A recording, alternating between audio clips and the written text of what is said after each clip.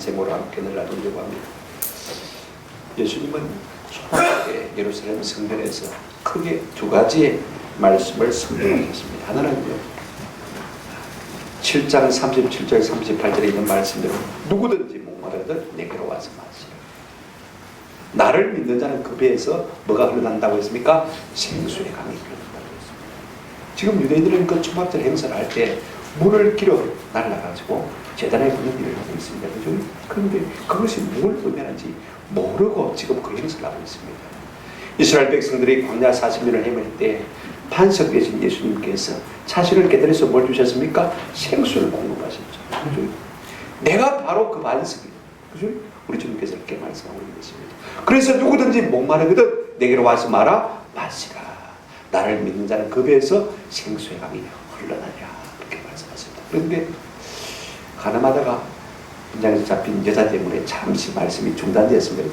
그 두 번째 우리 주님께서 하신 말씀이 오늘 우리가 읽은 본문의 말씀입니다. 12절 말씀입니다. 우리 예수님께서 또 말씀하여 이르시되 나는 세상의 빛이니 나를 따르는 자는 어둠에 다니지 않고, 한번 더 합시다. 생명의 빛을 얻으리라. 여러분, 초막절 마지막 날 행사가 뭐냐면요, 온 예루살렘 성전에 네 보통의 큰 등불을 달아놓고 그 등불을 밝혀놓고 이스라엘의 모든 제사장들과 레위 지파들이 나와서 말입니다, 시편 찬송을 부르면서 춤을 춥니다. 새벽이 되는 거예요. 그러니까 온 예루살렘 성내가 다 환영됩니다. 여러분, 그들이 등불을 켜놓고 지금 밤에 축제를 합니다만은요, 그 등불이 뭔지도 모르고 지금 축제를 하고 있습니다. 그죠? 이스라엘 광야 40년 동안 그들을 따랐던 구름기도, 그 다음에 뭐요? 불기도. 불기둥이 누굽니까? 그들을 따른 예수 그리스도. 그분이 빛이신 거예요. 그래서 우리 예수님께서는 서서 외쳐 말씀하시기로 뭐라고 말씀하셨습니까? 나는 세상의 빛이다.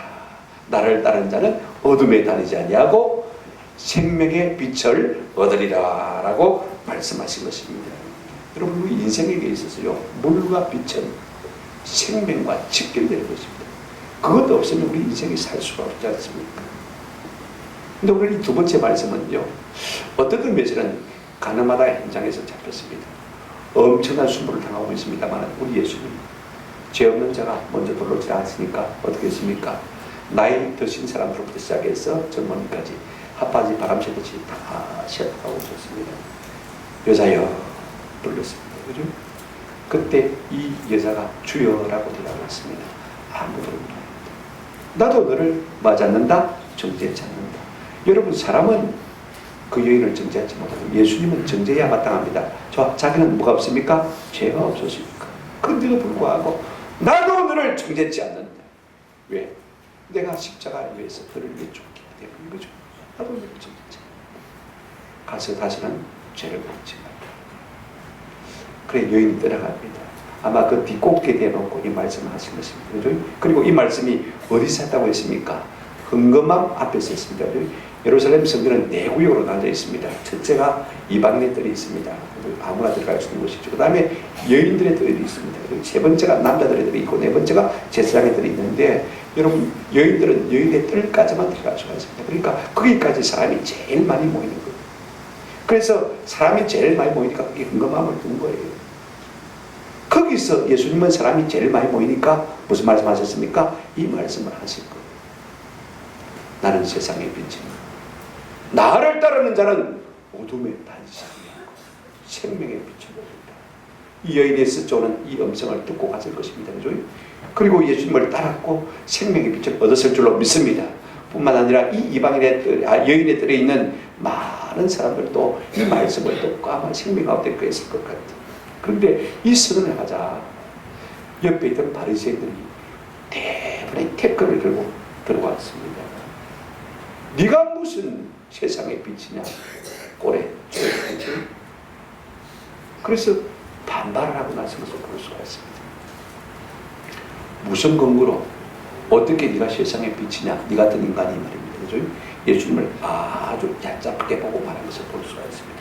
그럼에도 불구하고 예수님은요, 자신이 누구신지 조목조목 우리 가운데 나타내신 것을 볼 수가 있습니다. 이 세 가지를 우리가 한번 오늘 생각해 보려고 합니다. 첫째로 예수님의 놀라우신 자기 선언을 우리가 한번 살펴보십시다. 12절 한번 보시기 바랍니다. 같이 읽겠습니다. 시작. 예수께서 또 말씀하여 이르시되 나는 세상의 빛이니 나를 따르는 자는 어둠에 다니지 아니하고 생명의 빛을 얻으리라. 등불을 켜놓고 축제를 하면서도 그 빛이 누구를 의미하는지 이스라엘 사람들이 압니까 모릅니까? 40년 동안 광야 40년 동안 불기둥으로 따랐던 예수 그리스도, 그분이 주님이시고 그분이 예수님이시고 그분이 세상의 빛이신데 이걸 모르고 있으니까 우리 예수님께서 그들에게 지금 내가 뭐라고요? 세상의 빛이다 라고 말씀하는 것을 볼 수가 있습니다. 자 보십시오. 우리 예수님은 나는 세상의 빛이라 라고 말씀하셨습니다. 자 그렇다면 이 말씀 속에는 어떤 전제가 들었냐면요, 한번 따라합시다. 세상은 어두움이다. 세상은 어둠이라는 전제를 가지고 말씀하신 것을 볼 수 있습니다. 그렇기 때문에 내가 세상의 빛으로 왔다. 여러분 어둠을 무엇을 의미합니까?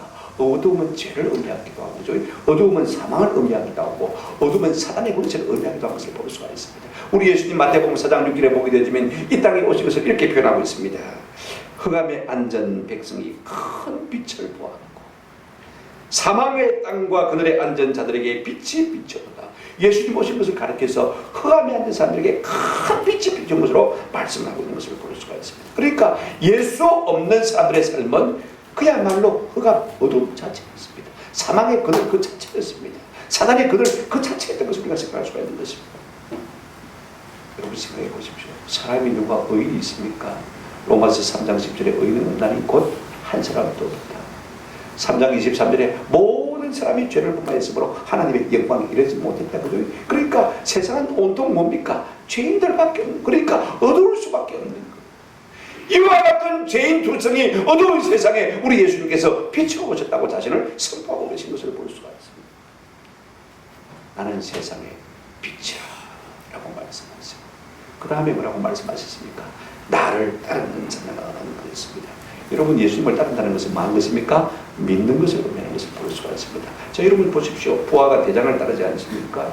종이 주인을 따릅니다. 그죠? 한번 생각해 보십시오. 제자가 선생님을 따르는 것입니다. 그 다음에 자녀들이 부모를 따르지 않습니까? 왜 따릅니까? 믿기 때문에 따르는 거예요. 그죠? 믿고 의지만 하니까 믿고 따르는 것입니다. 여러분 따른다는 말은요 무슨 말이라고 했습니까? 믿는다 그랬습니다. 예수님께서 세상의 빛 되심을 믿는 자는 그랬습니다. 믿는 사람은요 예수님을 따를 수밖에 없습니다.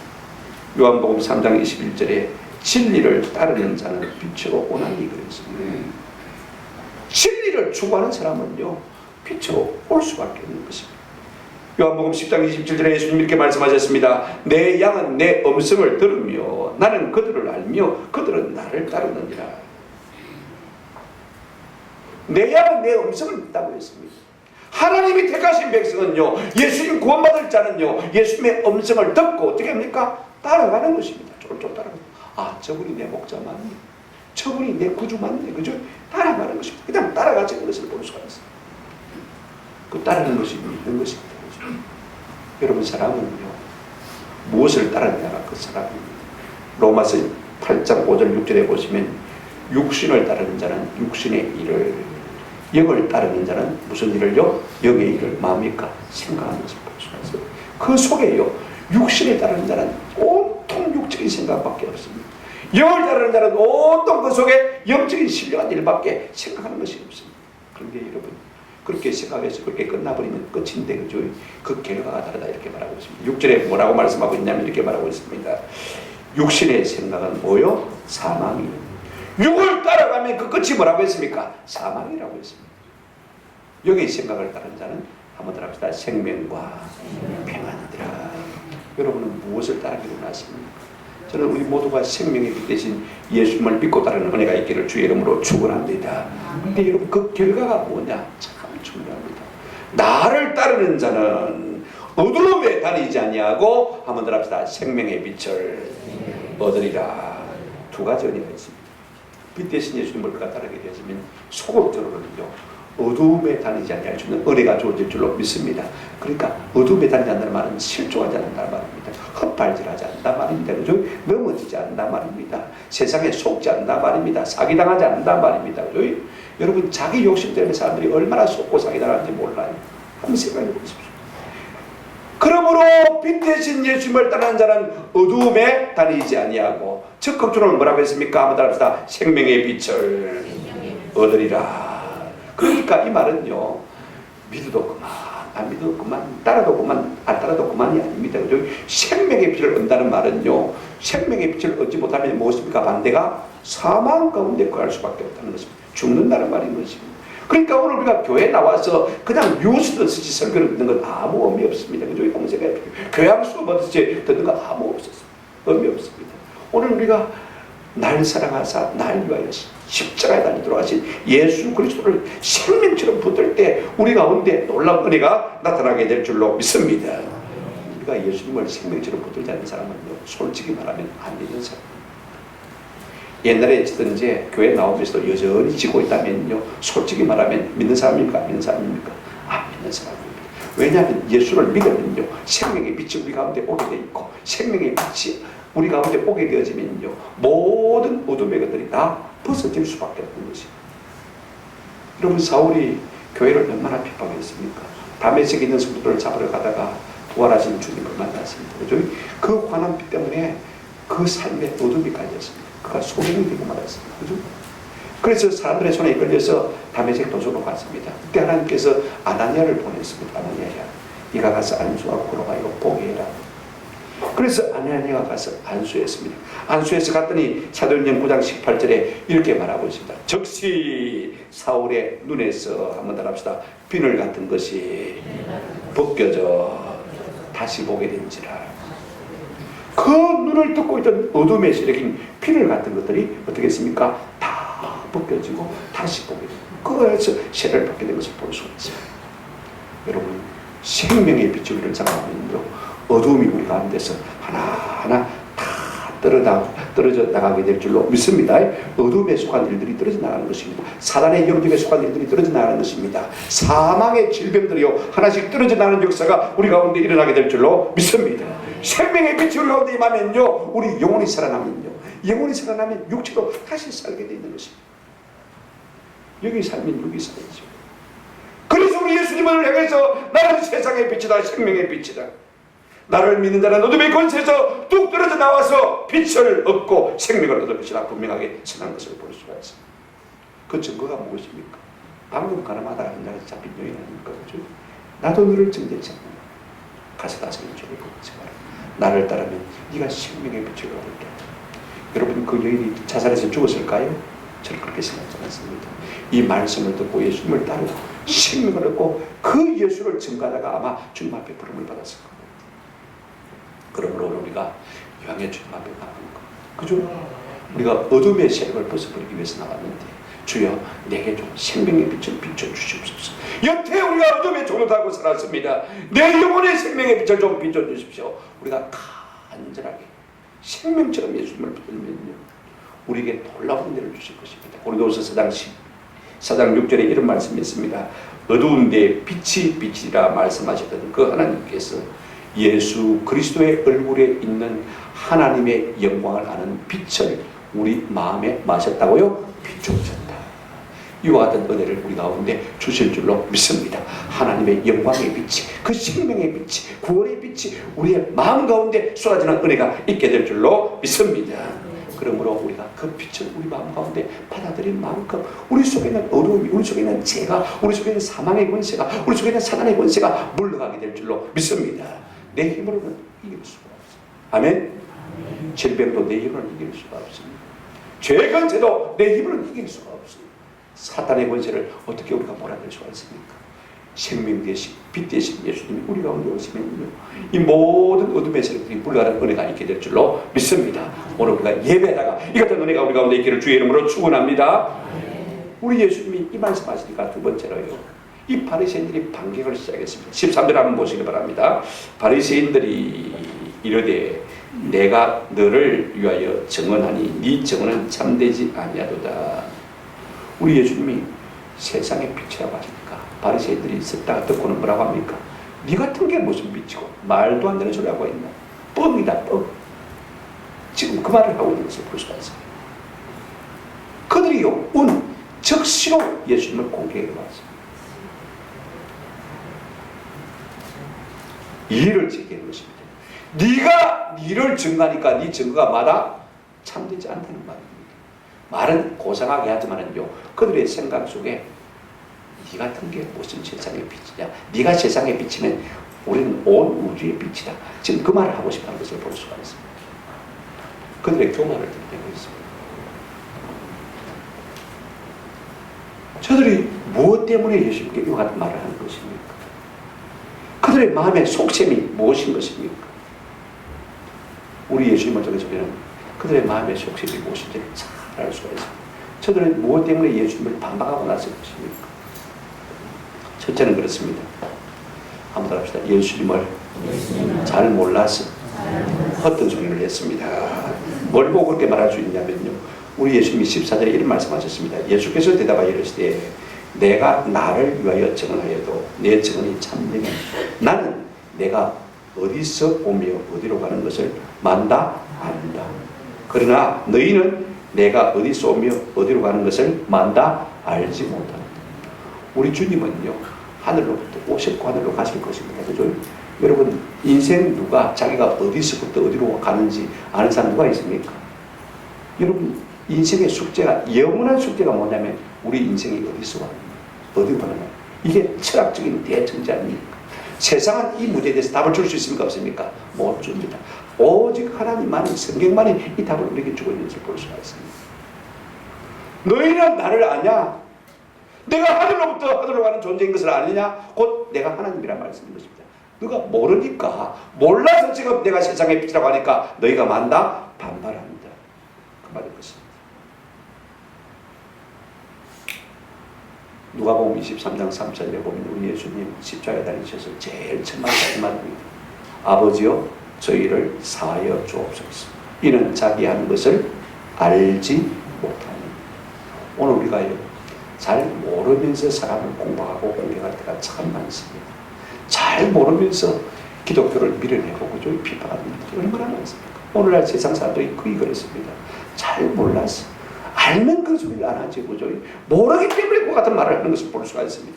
저는 그 같은 사람들을 불쌍히 여기를, 은혜가 있기를 주의 이름으로 축원합니다. 교회 안에서도 믿음이 없는 말을 하면요, 그냥 공부하지 말고 몰라서 그런 걸 어떻게 하겠냐, 주여 한번 비추어 주시옵소서. 그렇게 기도하시면 참 좋겠다 하십니다. 그러면 두 번째로 유대인들이, 바리새인들이 무엇 때문에 예수님을 네가 세상의 빛이라니까 열받아가지고 공개하는 것입니까? 그들 마음속에 이런 마음이 있었습니다. 그들은 드러내지 않습니다. 그런데 예수님이 말씀하시니까 우리가 아는 거예요. 한번 더 합시다. 저들은 사람을 외모로 판단했습니다.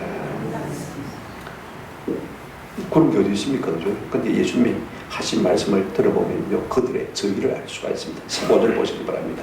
예수님께서 느닷없이 이렇게 말씀하셨어요. 너희는 육체를 따라 많이 판단하나 나는 아무도 육체를 따라 판단하지 아니하노라.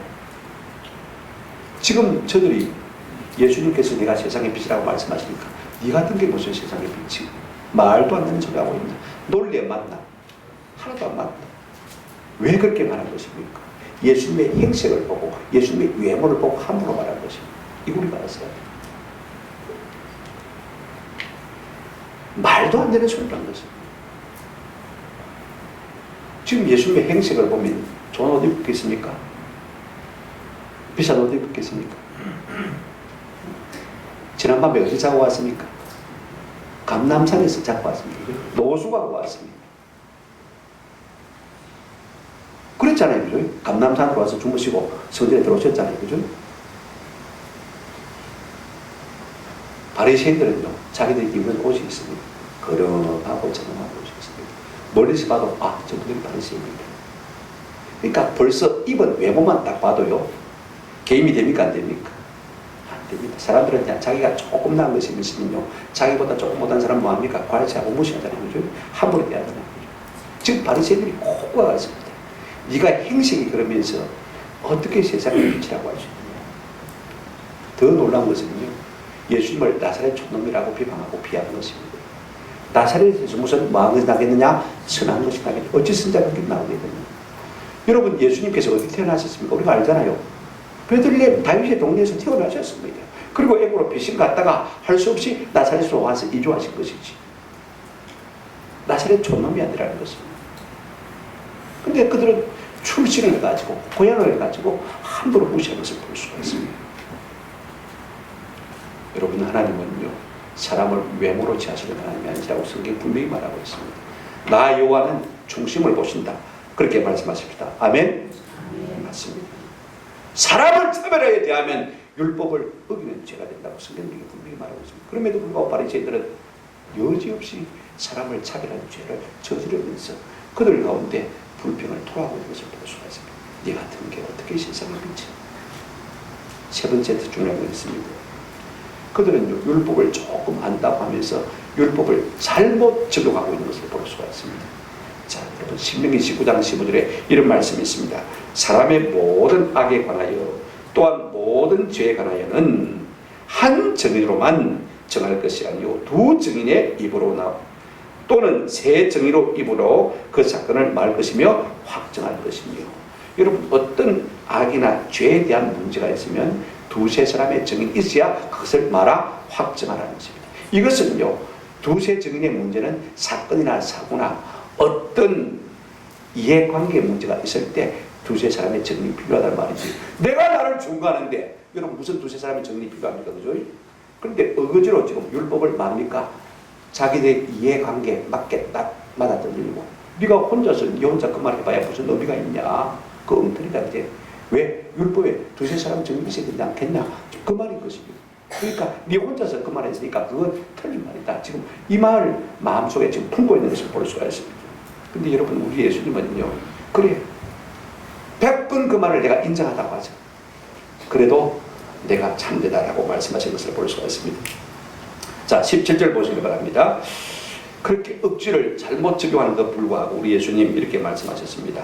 너희 율법에도 두 사람의 증언이 참되다 기록되었으니, 그래 내가 이거 인정해서 너가 적용을 잘못해도 내가 바르게 적용한다 치자. 그렇게 한번 해보자. 우리 예수님은 여지없이 그들의 속내를 다 알고들 초대하고 계신 것을 볼 수가 있습니다. 그들이 율법을 이용하지만은요, 잘못 이용하고 있다는 사실도 다 알고 계십니다. 그럼에도 불구하고 우리 예수님 어떻게 하십니까? 그래, 인정한다. 그러시면서 나중에 다시 제가 말씀드리겠습니다만은요, 여러분, 우리가요 믿음이 없으면 사람들이 믿음이 없다고 말하지 않고 자꾸 개변을 드러내는 것을 볼 수가 있습니다. 사람들이 무슨 말을 한다고 하지만은요, 그 입에서 나오는 모든 말들이요 어떤 말들입니까? 사람을 외모를 보고 판단하는 말들이 참 많습니다. 그런가 하면요, 행색이 자기보다 못하면 깔보고, 그죠? 자기보다 나오면 열등감을 갖는 것, 우리 인생 아닙니까? 뭐 율법을 조금 아는 것 가지고요, 자기 어떤 주의나 주장을 갖다가 관철하기 위해서 엉터리로 적용하는 일들이 참 많습니다. 성경을 잘못 이용하는 일들이 많다는 것입니다. 지금 바리새인들이 그렇게 하고 있는 것입니다. 자기의 이익을 위해서 하나님의 말씀을 이용할 뿐이지 자기는 그 말씀대로 살지 않는 것을 볼 수가 있습니다. 이것이 인간의 모습인 것입니다. 왜 예수님이 세상의 빛이 아니라고 우기는 것입니까? 믿지 못하니까, 알지 못하니까, 사람의 외모로 보고 판단하니까. 그 다음에 자기들의 생각과 주장은 이미 딱 정해져 있습니다만은요, 그래서 율법을 가지고 잘못 적용하는 것을 우리가 볼 수가 있습니다. 왜 믿으신 예수님이 그들이 싫어하는 것입니까? 요한복음 우리가 3장을 보게 되지만 19절 20절에 이런 말씀이 있습니다. 그 정죄는 이것이니 곧 빛이 세상에 왔으되 사람들이 자기 행위가 악함으로 빛보다 어둠을 더 많은 것이라 사랑하는 것이다. 빛이 오면 자기 어둠이 살아나니까, 자기 악이 다 드러나니까 빛을 만나는 것입니다. 그냥 어둠 그 자체가 좋다는 거예요. 그래서 빛이신 예수님을 지금 받아들이지 않으려고 지금 발악을 하고 있는 바리새인들의 모습을 보는 것입니다. 오늘 우리가 모르면서 하는 것처럼 또 사람을 외모로 판단하고 또 율법을 자기의 이익을 위해서 이용하는 것 같은 사람들이 아닌지 잘 모르겠습니다. 그런 사람들이 어떤 사람입니까? 바리새인들인 것입니다. 이와 같은 바리새인들의 반론에 대해서 세 번째로 우리 예수님께서 어떻게 반정하시는지를 한번 살펴보고 싶다. 14절부터 19절까지 우리 예수님께서 제법 길게 말씀하십니다만은요, 예수님은 바리새인들의 반박에 대해서 저들의 내면에 깔린 생각이 무엇인지 간파하시고 다 들춰내시고, 거기서 우리 예수님께서 다시 한번 당신이 하나님의 아들이심과 당신이 세상에 빛이신 것을 반정해내는 것을 우리가 볼 수가 있습니다. 첫째로 우리 한번 보십시다. 우리 예수님은요, 자신이 누구인지를 알기 때문에 세상에 빛이라는 증거가 참되다고 말씀하십니다. 14절 한번 같이 보십시다. 같이 읽겠습니다. 시작. 예수께서 대답하여 이르시되 내가 나를 위하여 증언하여도 내 증언이 참되니 나는 내가 어디서 오며 어디로 가는 것을 알거니와 너희는 내가 어디서 오며 어디로 가는 것을 알지 못하느니라. 우리 예수님 어디서부터 어디로 왔습니까? 하나님부터 왔고 어디로 갈 것입니까? 하나님께로 갈 것입니다. 그러니까 이 말은 무슨 말입니까? 내가 하나님의 아들이라는 겁니다. 하나님이 거짓이 있습니까? 한번 생각해 보십시오. 하나님은 무슨 말을 해도 참말입니다. 그죠? 그러니까 사람의 증명을 받을 필요가 전혀 없는 것입니다. 여러분, 인생 중에 자기가 어디서 와서 어디 가는 사람이 있습니까? 가는 것을 아는 사람이 있습니까? 없습니다. 지금 바리새인들이 예수님이 어디서부터 어디로 왔는지 알고 있습니까? 모릅니다. 그분이 하나님인 것을 모르는 것입니다. 모르면서 네가 어떻게 세상에 빛이냐고 따진 것을 볼 수가 있습니다. 그러나 우리 예수님은 내가 하나님, 그러니 내가 무슨 말을 할 수 없겠느냐, 그렇게 말씀하고 있습니다. 그러므로 내가 세상에 비친 것이 당연하다, 그렇게 말씀하고 있습니다. 여러분, 하나님은요 거짓이 없으시다. 거짓은 자 발람의 입을 통해서도 하나님이 무슨 말씀하셨습니까? 하나님은 인생이 아니시니 사람이 아니시니 그 속에 무엇이 없다고 했습니까? 거짓이 없으시고 옛날 분들에게는 시건치 아니하시고 그렇게 번역하고 있는 것을 볼 수가 있습니다. 하나님은요, 하나님이시기 때문에 그 증거가 참될 수밖에 없는 것입니다. 그러니 우리 예수님께서 얼마든지 내가 세상의 빛이라 해도 그 말이 틀립니까? 참말입니까? 참말인 것입니다. 지금 그 말씀하고 있습니다. 두 번째로요, 예수님은 아무도 육체를 따라 판단하지 않기 때문에 그 말씀이 참된다고 했습니다. 이 말씀을 거꾸로 적용하면 그렇습니다. 바리새인들은 예수님의 행색을 보고 뭐라고 했습니까? 네가 어떻게 세상의 빛이냐 그렇게 따졌습니다. 그죠? 그런데 여러분, 거꾸로 우리 예수님이 이렇게 말씀하십니다. 나는 아무도 행색을 따라서 육체를 따라서 사람을 판단한 적이 없다. 심지어 누구까지도요, 내 자신까지도 내가 나사렛에서 자랐다고 해서, 그죠? 내가 하나님의 아들 아닌 것이 아니고, 내가 생각해 보십시오. 옷을 흐름하게 입었다고 해서 내가 하나님의 아들 아닌 것이 아니라는 것입니다. 여러분, 내 본질이요, 하나님이면요, 내 형편이, 모습이, 처지가 어떠든지 상관없습니다. 그죠? 예수님은 그것 때문에 약고 죽으시고 내가 세상에 빛이신 것을 함부로 말씀하지 못하는 그런 인생이 아니신 거죠. 왜? 하나님이시기 때문에.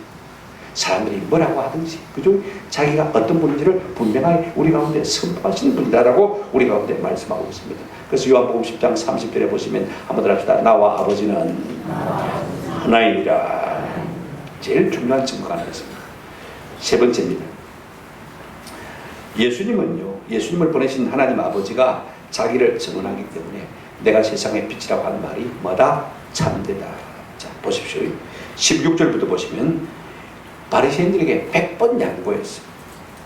두 사람의 증인이 필요하다 치자. 그러면 자, 내가 혼자 말하는 것이 아니다. 자, 16절 보시기 바랍니다. 만일 내가 판단하여도 내 판단이 참되니 이는 내가 혼자 있는 것이 아니요 나를 보내신 이가 나와 함께 계심이라. 너희 율법에도 두 사람의 증언이 참되다 기록되었으니 18절 같이 읽겠습니다. 시작. 내가 나를 위하여 증언하는 자가 되고 나를 보내신 아버지도 나를 위하여 증언하시느니라. 내가 말하지만은 나와 함께 계신 분이 누굽니까? 하나님이시고, 또 나도 나를 증언하지만은 나를 위해서 누구도 증언하십니까? 하나님 아버지도 나를 증언하시기 때문에 내가 혼자서 증언하는 것이 아니고 봐라, 두 사람 이상 증언한 거 아니냐. 그러니 내 말이 틀리지 않고 내 말이 마다 참되다. 너희가 율법을 통해서 그렇게 말하지 않느냐. 그러니까 나 혼자 말한 것도 아니고 나를 보내신 하나님 아버지가 내 가운데서 마시고요 말씀하시니까 내 말이 참되다, 그 말인 것입니다. 나도 나를 증거하고 아버지도 나를 증거하니 증인이 둘이 되었고, 그러므로 내 말이 참되다. 내가 세상의 빛이라는 말이 진실이다, 참되다. 그러니까 이번에는요 바리새인들이 그럼 따집니다. 그러면 네 아버지가 어디 있냐 한번 보여줘봐라. 우리 예수님 그 다음에 하신 말씀이 참 중요합니다. 19절 한번 보실까요? 시작. 이에 그들이 묻되 내 아버지가 어디 있느냐. 예수께서 대답하시되 너희는 나를 알지 못하고 내 아버지도 알지 못하는도다. 나를 알았더라면 내 아버지도 알았으리라. 우리 예수님의 논리는 이렇습니다. 한번 따라합시다. 나를 통해서 하나님을 안다. 우리가 하나님을 안다고 금방 그 소리 하면 안 됩니다. 누구도 하나님을 알 수가 없어요. 그죠? 근데 누구를 통해서만 알 수가 있습니까? 예수님을 알면, 예수님을 통하면 우리가 하나님을 알 수 있는 은혜가 우리 가운데 주어지는 것입니다. 지금 예수님을 모르니까, 지금 바리새인들이 예수님을, 하나님을 안단 말입니까? 모른단 말입니까? 너가 하나님을 아는 것처럼 폼 잡고 떠들어서 하도 내가 볼 때는 나를 모르고서는 절대로 네가 하나님을 참 하나님을 알 수 없다. 지금 그렇게 말씀하고 있습니다. 지금 이곳이 어디입니까? 자, 20절 한번 보시기 바랍니다. 이 말씀은 성전에서 가르치실 때에 금검한 앞에서 하셨으나 잡는 사람이 없으니 이는 그의 때가 아직 이르지 아니하였습니다. 놀라운 말씀을 하고 있습니다. 자, 제가 앞에 말씀드렸죠. 예, 금검함이 어디 있다고 했습니까? 자, 이방인의 뜰, 여인의 뜰, 남자의 뜰, 제사장의 뜰 어디 있습니까? 2번 여인의 뜰에 있습니다. 여인의 뜰에 사람들이 굉장히 많이 모이고 아무래도 여인들이 금검을 많이 하니까 그게 13개 금검함을 다 놓아놓습니다. 거기에 사람들이 많이 모여 있습니다. 그 앞에서 예수님께서 뭐 하셨습니까? 이 말씀하셨거든요. 어떤 말씀하셨냐면 내가 세상의 빛이라는 말씀하셨고 그 다음에 공부를 하니까 우리 예수님께서 뭐라고 말씀하셨습니까? 너희가 나를 알지 못하니까 하나님도 만다 모른다.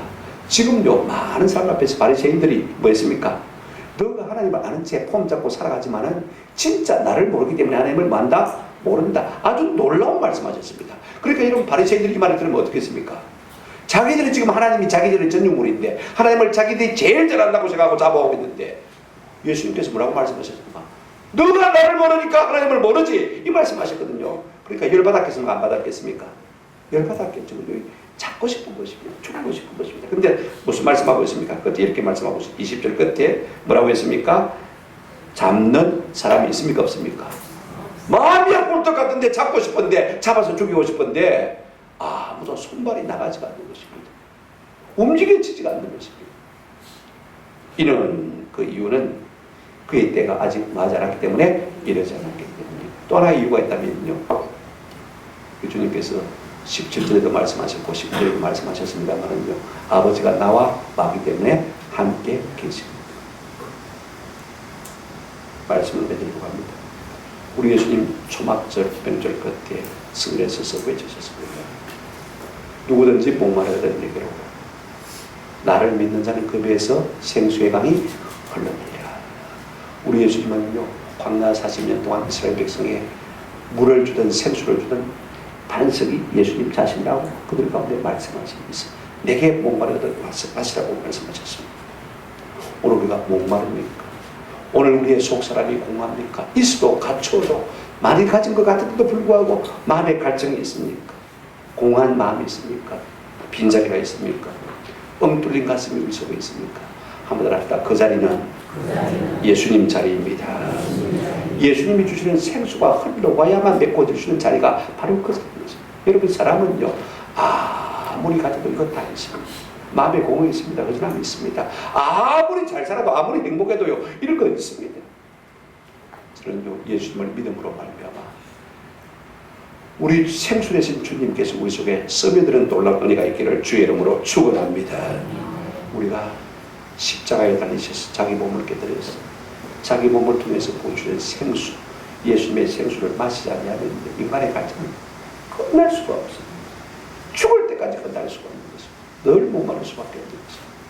저는 우리가 예배 시간마다 예수님 그 은혜를 생각하시고 예수님께 구하고 생수를 구함으로 말미암아 날마다 생수를 마시는 은혜가 있기를 주의 이름으로 축원합니다. 오늘 우리 인생길이 어둡습니까? 자꾸 넘어지고 엇발질합니까? 나는 한다고 하는데 안 됩니까? 실패합니까? 넘어집니까? 자꾸 실수합니까? 자꾸 손해봅니까? 나는 안다고 나는 제법 똑똑하다고 생각하고 하는데도 불구하고 뭔가 자꾸 실패하고 있습니다. 우리 속에 어둠이라는 사실을 인정하시기를 주의 이름으로 축원합니다. 똑똑해도 실패합니다. 맞습니까? 쥐가 높아도 실패합니다. 권세가 있어도 실패합니다. 헛발질 많이 하는 것이 인생인 것입니다. 오늘날 죄악이 세상 가운데 얼마나 많은지 모릅니다. 교회도 많지만은요 죄악도 많습니다. 그러니 어둠이 우리 주변에 깔려 있습니다. 인터넷이요. 뱀 해같이 날름거리면서 우리를 삼키려고 지금 여러분 스마트폰도 다 그렇습니다. 죄짓는 자료를 다 이용하고 있잖아요. 우리가 이런 어둠에서 벗어날 수 있는 길은 무엇입니까? 나는 세상의 빛이라. 나를 따르는 자는 어둠에 다니지 아니하고 생명의 빛을 말이라 얻으리라. 예수님을 믿기만 하면 우리 주님의 빛이 우리 속에 있으면 놀라운 은혜를 누리게 될 줄로 믿습니다. 16세기의 종교개혁자 칼빈은요, 제네바시를 하나님의 성시화로 만들기 위해서 시조례를 제정했습니다. 오늘 우리 부산 온 땅에 지금 동성애 합법하려고 시조례를 만들고 있는 것이 얼마나 많습니까? 우리 기론필 교수가 얼마나 애쓰는지 몰라. 이거 막아보니까 얼마나 애쓰는지. 마산의 어떤 목사님은 머리를 싹 바라고 대놓고 우리가 편안히 누워 있잖아요. 근데 칼빈은 그 당시에 제네바시를 하나님의 도시로 만들고 싶어서 시조례를 만들었는데, 목사는 일주일에 매 6번 설교해야 됩니다. 목사가 하나님 말씀을 준비하는데 게으르면 안 된다고 말입니다. 그 말은 곧 무슨 말이냐면 모든 시민들은 일주일에 6번은 뭘 들어야 된다? 설교를 드려야 된다. 우리가 주일에 한번 말씀 듣고 그 말씀의 빛이 나를 얼마나 밝게 하실 것 같습니까? 저는요, 매일 날마다 주님의 말씀을 읽고 들음으로 말미암아 그 빛이 우리 속에 비쳐서 날마다 우리 속에 어둠이 물러가는 은혜가 있기를 주의 이름으로 축원합니다. 하나님의 말씀의 빛이 우리 가운데 들어오는 만큼 우리의 삶 가운데 어둠이 물러갈 수밖에 없는 것입니다. 저는 설교 준비할 때마다 그런 마음이 들어요. 마음이 항상 서글프고, 하나님, 제가 무지함 때문에 이 말씀이 열리지가 않습니다. 열리지가 않습니다. 밥을 먹어도 서글프고 말하기 하시오. 하나님 어떻게 하시겠습니까? 그래서 엎드리면 조금 열리고 엎드리면 또 조금 열리고 엎드리면 조금 열리고. 여러분 시편 119편 130절 말씀 한번 읽어보십시오. 화면에 나오십니까? 없으면 제가 읽어드리겠습니다. 한번 따라하십시다. 주의 말씀을 열면 빛이 비추어 우둔한 사람들을 깨닫게 하나이다. 우리가 하늘 보좌에 계신 예수님, 그분을 우리가 지금 육신으로 만날 수가 없습니다. 그죠? 그분의 말씀이 우리 가운데 남아 있으니까 우리가 주의 말씀을 열면 한번 따라합시다. 빛이 비추어 우둔한 사람을 깨닫게 하나이다. 오늘 이 같은 은혜가 우리 가운데 있기를 주의 이름으로 축원합니다. 말씀이 우리에게 빛이 되어서 우리 속의 어둠을 밀어내는 이와 같은 은혜가 우리 가운데 없으면요, 이 깜깜한 세상, 죄악된 세상을 우리가 무슨 수로 이길 수가 있겠습니까? 말씀을 깨닫는 만큼, 말씀이 열리는 만큼 우리 속에 하나님의 신령한 빛으로 충만하게 될 줄로 믿습니다. 시편 119편 105절을 읽고 마칩니다. 주의 말씀은 내 발의 등이요 내 길의 빛이다. 학문 아닙니다. 정치 아닙니다. 사상 아닙니다. 우리의 물질명이 아닙니다. 나이 들었다고 해서 내 인생이 밝은 인생은 결단코 아닌 것입니다. 오직 주의 말씀만이 내 발의 등이요 내 길에 뭐라고요? 빛이라. 그래서 우리 속에 어둠이 물러가고 우리 속에서 무지가 물러가고 우리 가운데서 사망의 권세가 물러가고 우리 가운데서 사단의 권세가 물러가는 놀라운 역사가 이 말씀의 빛으로 말미암아 우리 가운데 일어나게 될 줄로 믿습니다. 날마다 말씀을 가까이 하므로 빛을 마시고 빛 가운데 가는 은혜가 있기를 우리 주님의 이름으로 축원합니다. 아멘.